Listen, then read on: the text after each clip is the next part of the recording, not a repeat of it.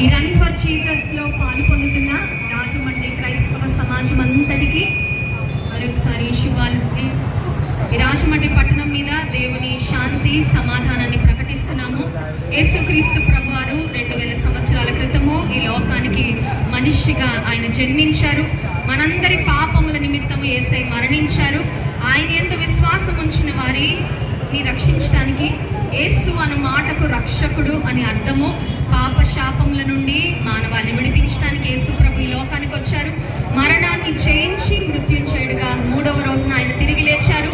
ఆయనను ఎవరైతే విశ్వసిస్తారో, యేసు ప్రభును హృదయంలో ఎవరు చేర్చుకుంటారో వారికి ఆత్మరక్షణ, పరలోక రాజ్య భాగ్యాన్ని యేసుక్రీస్తు ప్రభువారు అనుగ్రహించేవారు. యేసు ప్రభు ఒక కులాన్నో ఒక మతాన్నో స్థాపించడానికి లోకానికి రాలేదు, కానీ నశించిన దానిని వెదకి రక్షించటకు మనుష్య కుమారుడి లోకమునకు వచ్చనని వాక్యంలో వ్రాయబడింది.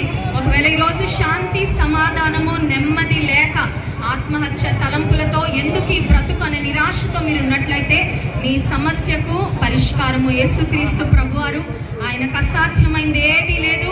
ఆయన ఈ లోకంలో జీవించినప్పుడు ప్రతి రోగాన్ని ఆయన స్వస్థపరిచారు. మరణించిన వారిని సైతము యేసు ప్రభువారు తిరిగి లేపారు. డబ్బుతో మనం కొనుక్కోలేని శాంతి, సమాధానము యేసు ప్రభు యందు విశ్వాసం ఉంచే వారికి ఆయన అనుగ్రహించేవాడు. ఈ లోకంలో జీవించినంత కాలము మనశ్శాంతిని దేవుడిస్తాడు.